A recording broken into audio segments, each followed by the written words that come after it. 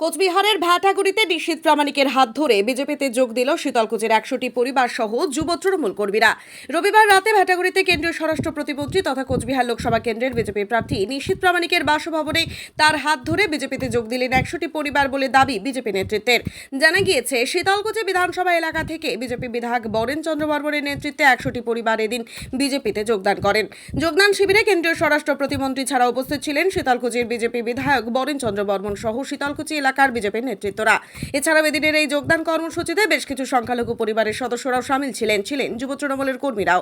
লোকসভার আগে দল বদলের খেলায় জমে উঠেছে কোচবিহারের রাজনীতি। যোগদান প্রসঙ্গে তৃণমূল এবং বিজেপি কি বলছে শুনবো।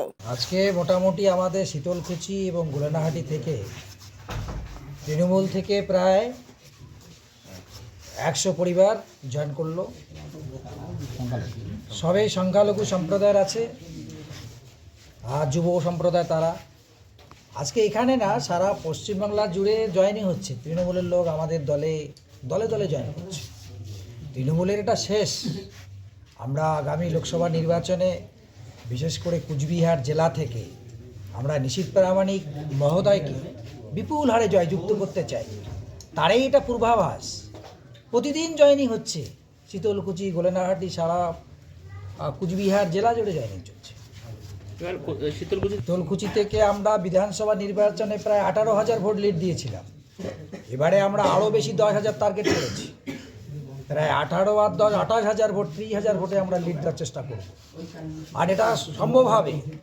আজকে সংখ্যালঘু সম্প্রদায়ের মানুষ যেভাবে ভেঙে তৃণমূল থেকে বিজেপিতে জয়েন করছে, এটা হবেই। এটা একেবারে অবশ্যম্ভাবী। সেটা ভারতীয় জনতা পার্টি করতে পারবে। এখানে সবাই জয়েন করতে পারে, ধর্ম বর্ণ নির্বিশেষে। একমাত্র ভারতীয় জনতা পার্টি যেখানে সবার স্থান আছে। আর নরেন্দ্র মোদীজি সবার জন্য সবকা সাথ সবকা বিকাশ আছে। আমরা এতদিন ধরে যে দলগুলো সাম্প্রদায়িকতার যে তকমা লাগাচ্ছিল, সেটা আমরা প্রমাণ করে দিতে চাই যে ভারতীয় জনতা পার্টি কোনো সাম্প্রদায়িক দল নয়। গতকাল নিশীথ প্রামাণিকের হাত ধরে 100 জন যে সংখ্যালঘু এবং যুব সম্প্রদায় তৃণমূল ছেড়ে বিজেপিতে যোগদান করেছেন, এই বিষয়টা কি বলবেন? দেখুন, আমাদের কাছে এরকম কোনো তথ্য নেই।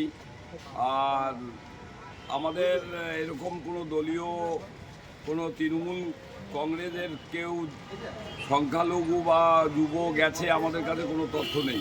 কিন্তু এখন একটা এমন প্রবণতা তৈরি হয়েছে, নিশীথ প্রামাণিক নাকি সবাইকে টাকা দিচ্ছেন। এই আমরা জানি না তিনি কাকে কি টাকা দিচ্ছেন। এরকম একটা প্রবণতা চালু হয়েছে সব জায়গায়।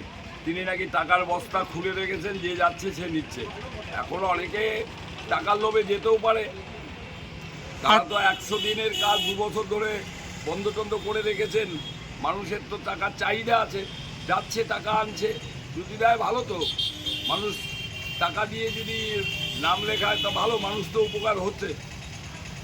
শীতলকুচি বিধানসভা থেকে 28,000 ভোটে লিড দিবে, এমনটাই বিধায়ক বরেন চন্দ্র বর্মন বলেছেন, কি বলবেন? হ্যাঁ, বরেন বর্মনের যদি ভোটদানের অধিকারটা যদি এক একজনের ভোটদানটা যদি 1,000 হয়, তাহলে হয়তো হতে পারে।